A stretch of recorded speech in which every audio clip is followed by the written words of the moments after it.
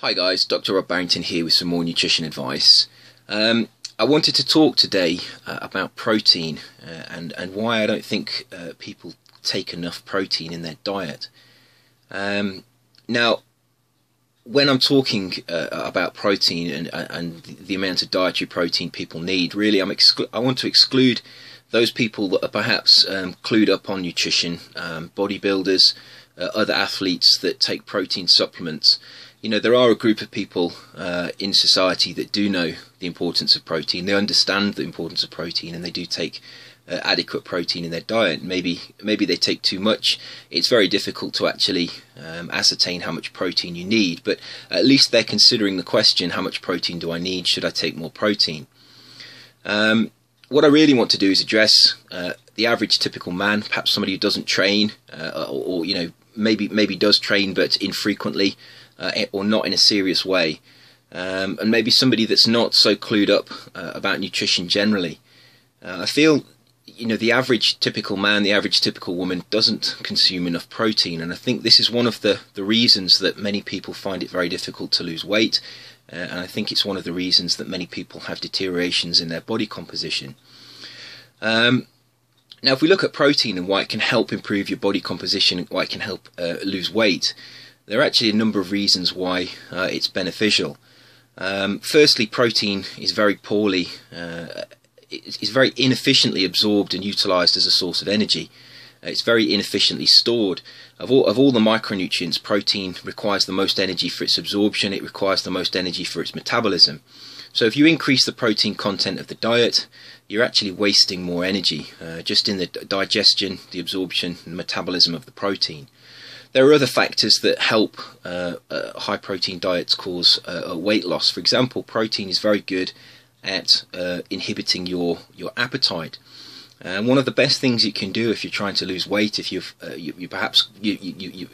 trying to lose some body fat, improve your body composition, one of the best things you can do is not just increase your protein, but eat protein before you have food.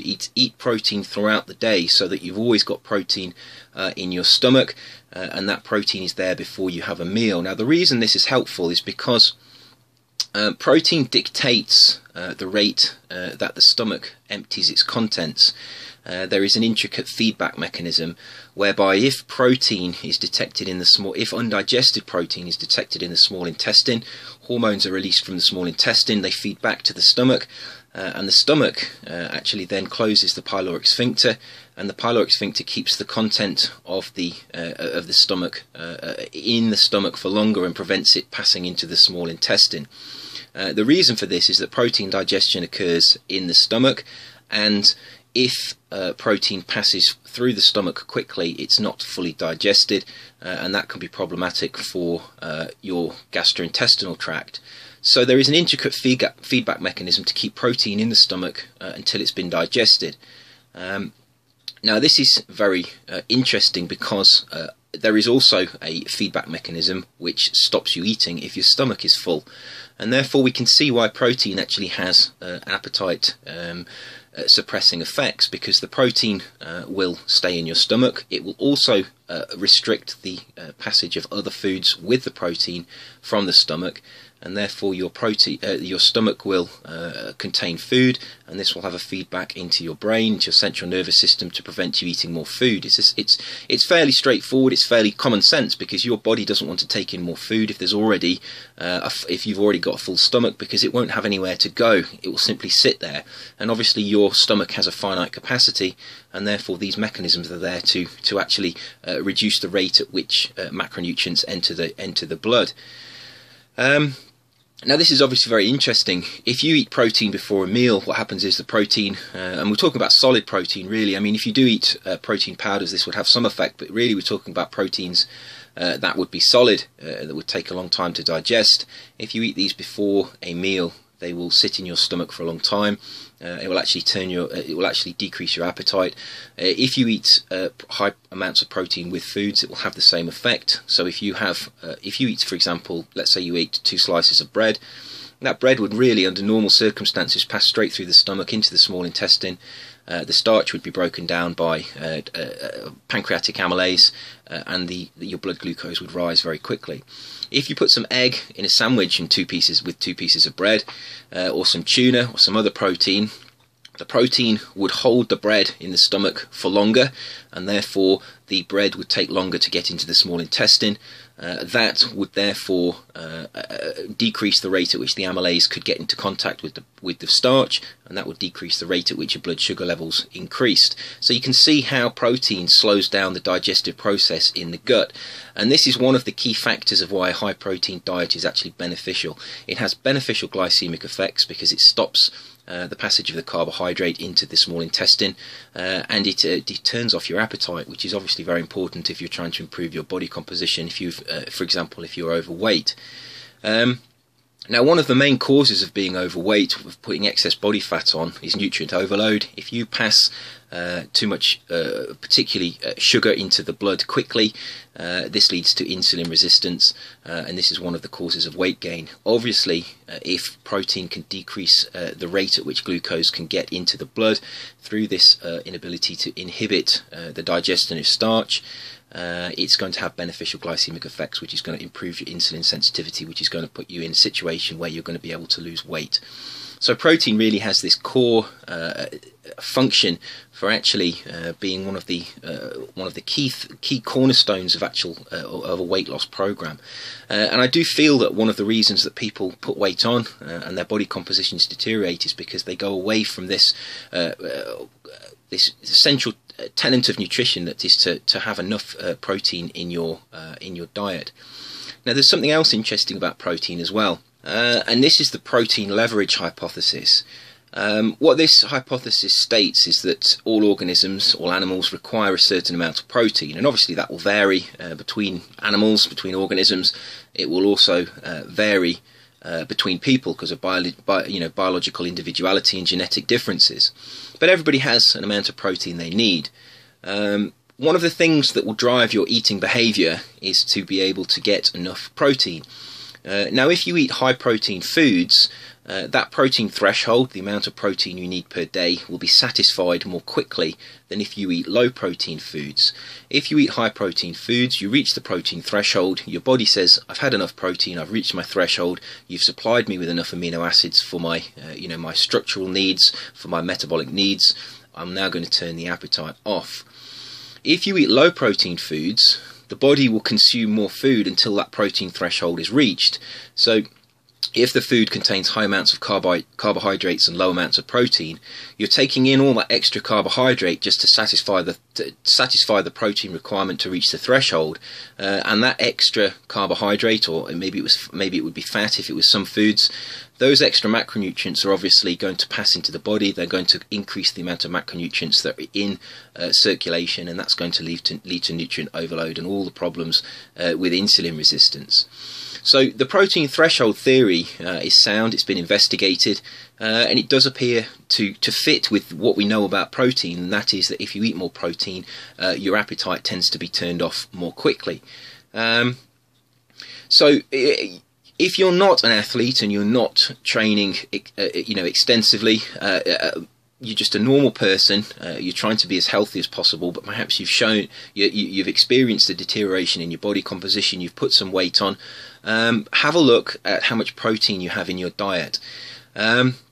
Now, there are many protein recommendations. There are governmental recommendations for protein intake as well. There are RDAs for protein for women and for men. Men tend to have a higher RDA because they tend to have more skeletal muscle. And that's obviously another clue as to why protein is beneficial to the body composition, because protein is required to build skeletal muscle, and the more skeletal muscle you have, the more chance you have of having an improved insulin sensitivity, because skeletal muscle is a very insulin sensitive tissue. So that's another reason that protein is a very good strategy. High protein diets are a very good strategy for improving your body composition because they increase skeletal muscle. Now, the RDA and all of the other recommended amounts of protein are guesstimates. They're based on studies. Some of these studies were done many years ago, some cases many decades ago.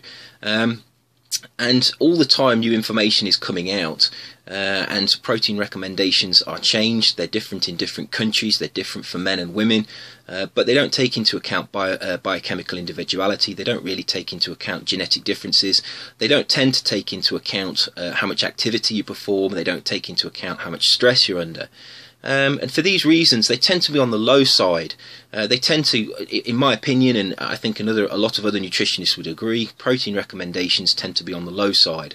There has been a lot of talk in the medical literature about high protein diets and how they're bad for your kidney, and how they can cause all sorts of health effects, and the Atkins diet was criticised for this reason, and really there is no science to back up these claims.